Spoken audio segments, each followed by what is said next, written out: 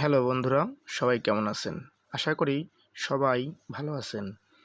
আপনারা দেখতে পাচ্ছেন একটি কিপ্যাড ফোনের বোর্ড খুলে নিয়েছি আমি। এই ফোনটির সিপিইউর প্রবলেম।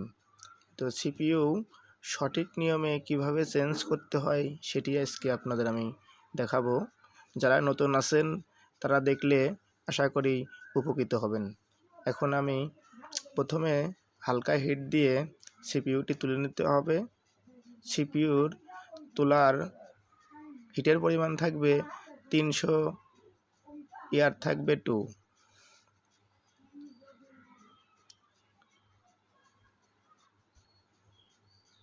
চার সাইডে ঘুরিয়ে ঘুরিয়ে বল নরম হওয়ার পরে সিপিইউ টান দিতে হবে। এবারে সিপিইউটি সুন্দর হয়ে উঠে গেল। এখন বোর্ডটি ক্লিন করতে হবে।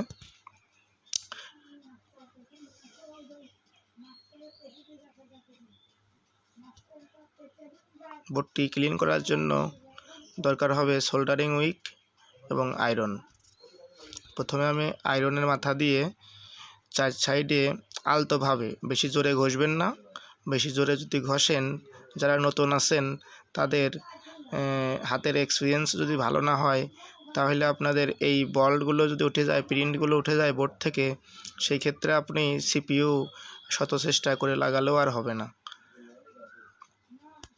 এই জন্য সিপিইউ উঠানো এবং লাগানো দুটারই স্কেল জানতে হবে এবং ভালো মানের আয়রন আর হাতের অ্যাক্টিভিটি থাকতে হবে। এবারে সোল্ডারিং ওয়্যার দিয়ে আমি আস্তে আস্তে আস্তে আস্তে আস্তে আস্তে জোরে বেশি ঘষা যাবে না, কারণ জোরে ঘষলে নিচের থেকে বোর্ডের থেকে লাইনগুলো ছিঁড়ে যাবে। আলতোভাবে আস্তে আস্তে, এই যে আমি যেরকম ঘষছি এরকম চার সাইডে রাংগুলো, বাড়তি রাংগুলো উঠে নিতে হবে।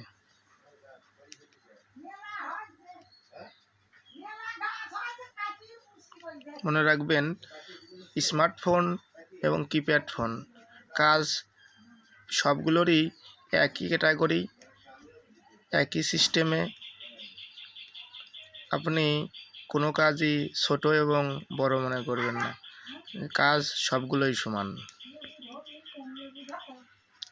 বর্তমানে কিপ্যাড ফোনেরও প্রাইস অনেক বেড়ে গেছে, সেই ক্ষেত্রে অনেকেই কিপ্যাড ফোন আমার দোকানে নিয়ে আসছে। প্রায় সেটেরই সিপিইউর প্রবলেম, আর সিপিইউটি চেঞ্জ করলে 100% সেটটি ওকে হয়ে যাচ্ছে। আমি সেই ক্ষেত্রে যাতে আরও নতুন যারা টেকনিশিয়ান আছেন প্রপারলিভাবে সিপিইউ চেঞ্জ করতে পারেন, এই সিস্টেমই আজকে দেখাবো। এখন আমি সিপিইউটি আগেই রিভলিং করে রেখেছিলাম। সিপিইউটি এই চারপাশে যেই দাগ দেওয়া আছে, দাগের মাঝে সঠিক মাপে বসিয়ে নেবেন। বসিয়ে নেওয়ার পরে হটগানের হিট প্রথমে হালকা করে এক পাশ থেকে দিবেন, এরপরে চার সাইডে ঘুরাই ঘুরাই দিবেন।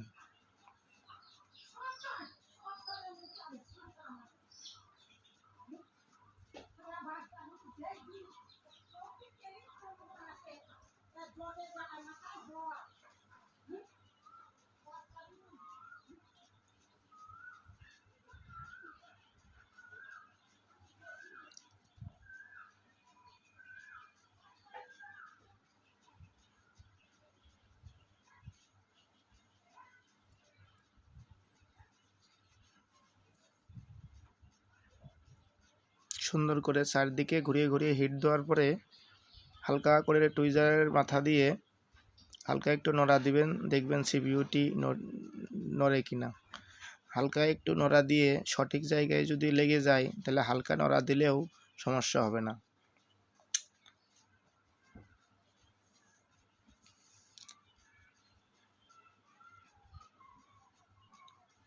এরপরে সিপিইউটি ঠান্ডা করার জন্য থিনার ব্যবহার করব। থিনার দিয়ে একটু ওয়াশ করে নিব টিস্যু পেপার দিয়ে। শুধু কিপ্যাড ফোনের সিপিইউ আপনি মডেল মিলাই লাগাইলেই হবে না, এক্ষেত্রে সিপিইউ লাগানোর পরেও আরও কিছু কাজ আছে, সেই কাজগুলোই আমি এখন দেখাবো। যেমন ভার্সন আছে, সেটটি ফ্ল্যাশ করার দরকার আছে।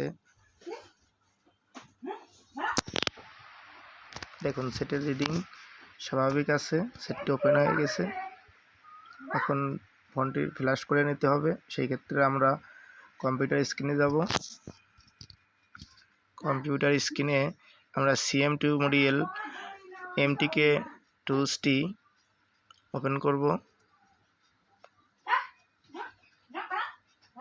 MTK টুলস ওল্ড ভার্সনে যেটা আছে ওইটা ওপেন করতে হবে কিপ্যাড ফোন ফ্ল্যাশ করার ক্ষেত্রে।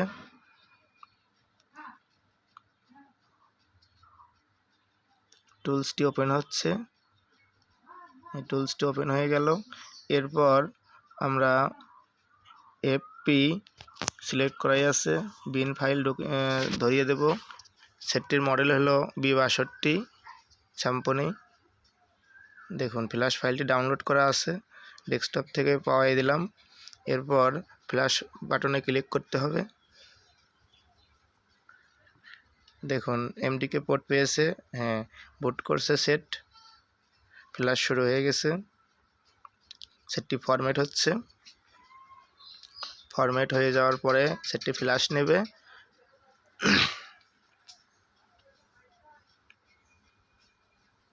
আপনারা যদি সঠিক নিয়মে কিপ্যাড ফোনের সিপিইউ চেঞ্জ করেন তাহলে আপনার কোনো ফোনই আর নষ্ট হয়ে পড়ে থাকবে না। বর্তমানে কিপ্যাড ফোনের মূল্য স্মার্টফোনের পাশাপাশি সমানই আছে, কারণ আপনি স্মার্টফোন ব্যবহার করলে দেখবেন একটি কিপ্যাড ফোনও থাকে। সেই ক্ষেত্রে কিপ্যাড ফোনের যদি প্রপারলি কাজ করেন, শুধু প্রপারলি কাজ জানা থাকে, সেই ক্ষেত্রে আপনার একটি বাটন ফোনও নষ্ট হয়ে বাদ পড়ে থাকবে না। দেখুন ফোনটি ওপেন হয়ে গেল। হ্যাঁ, এই স্যাম্পনির লগো চলে আসছে। সেটটি কাস্টমার কিনেছে মাত্র 1 থেকে 1.5 মাস। এর ভিতরে এই সিপিইউর প্রবলেম হয়েছিল। উনি নতুন সেট বলে আমার দোকানে আসলো। উনি আর যে দোকান থেকে কিনছে ও দোকানে নিয়ে গিয়েছে। উনি বলছে যে এটা সময় লাগবে, কাস্টমার কেয়ারে দিতে হবে। তাও আমার কাছে নিয়ে আসলো, আমি বললাম সিপিইউ চেঞ্জ করলে হয়ে যাবে 100%। দেখুন সিপিইউ চেঞ্জ করার পরে প্রত্যেকটা কিপ্যাডই কাজ করছে।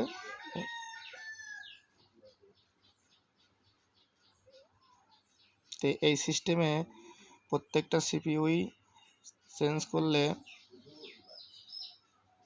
প্রত্যেকটা ফোনই ঠিক হওয়া সম্ভব। ওকে, সবাই ভালো থাকবে।